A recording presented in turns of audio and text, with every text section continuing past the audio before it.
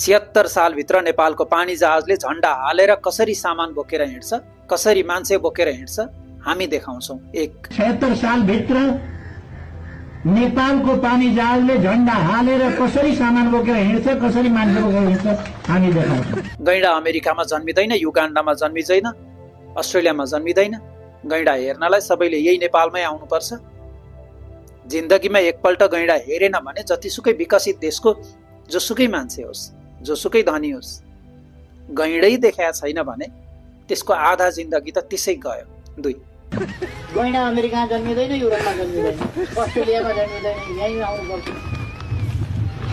यही देखाऊ, जिन्दगीमा एकपल्ट गैंडा हेरेन भने जुनसुकै विकसित देशको जोसुकै मान्छे होस्, जोसुकै धनी होस्, गैंडै देखाएको छैन, आधा जिन्दगी खेर। रेल आउँछ, पानी जहाज पनि आउँछ, टिकट काट्न पाइन्छ, काउन्टर खुल्छ, त्यसको सूचना पनि हुन्छ। 3 रेल आउँछ, पानी जहाज पनि आउँछ, टिकट काट्न पाइन्छ, काउन्टर खुल्छ, त्यसको सूचना पनि हुन्छ। अबदेखि सिलिन्डर काँधमा बोकेर, साइकलमा बोकेर, मोटरसाइकलमा बोकेर कुद्नु पर्दैन। सिलिन्डरको खेल समाप्त गरिदिन्छु। घर घरमा चुल्हा चुल्हामा पाइप पुर्याइदिन्छु। एउटा मिटर टाँसेर राखिदिने भित्तामा, जति बाल्नुहुन्छ बाल्नुहोस्। पिटिक्क खोल्दाखेरि चुल्हामा आगो बल्छ। 4 सिलिन्डरको खेल समाप्त गरिदिन्छु। घर घरमा चुल्हा चुल्हामा पाइप पुर्याइदिन्छु, जति बाल्नुहुन्छ बाल्नुहोस्। अब डिजेलको भुरुरुरु धुवा छोड्ने बस होइन, इलेक्ट्रिक बस चलाउनु पर्छ। 5 अब डिजेलको भुरुरुरु धुवा छोड्ने खालको बस होइन, इलेक्ट्रिक बस चलाउनु पर्छ। बीपी कोइराला अहिलेसम्म बाँच्नु भएको भए काङ्ग्रेस छोडेर एमाले प्रवेश गर्छु भनेर एमालेमा आउनुहुन्थ्यो। 6 बीपी कोइराला अहिले बाँच्नु भएको भए काङ्ग्रेस छोडे एमाले प्रवेश गर्छु भनेर एमालेमा। अब केरुङ काठमाडौँ, काठमाडौँ पोखरा रेल आउँछ। पोखरा रेल आइसकेपछि बेनीसम्मको रेलका लागि त केही भन्नु पर्ला जस्तै लाग्दैन मलाई।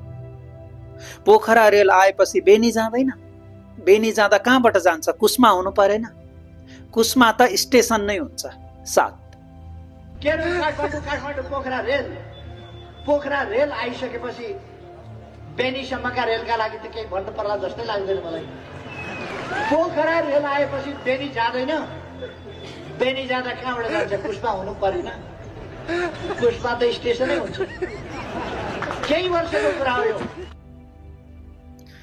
यी भाषणहरू हेर्दा र सुन्दा अहिले हामीलाई लाज हुन्छ, तर स्वयं ओलीलाई किन लज्जा नभएको? अभिमानकै कारण होइन? जे बोल्दा पनि हुन्छ नेताले। उनका यस्ता हावादारी भाषणहरूमा ताली ठोक्दै होमा हो मिलाउँदै र हुटिङ गर्ने कार्यकर्ताहरू चाहिँ खस्ता। आजको नेपाल त ओलीको हातमा छ। देशको हालत हामीले भोगेकै छौँ। भोलिको नेपाल ओलीका कार्यकर्ताको हातमा जान्छ। हाम्रा छोराछोरीको के हालत होला? नीति बनाउनमा, काम गर्नमा, कानुन कार्यान्वयनमा भन्दा गफमा र कार्यकर्तालाई पद बाँड्नमा लिप्त मान्छेलाई भोट दिने हामी कस्ता जनता?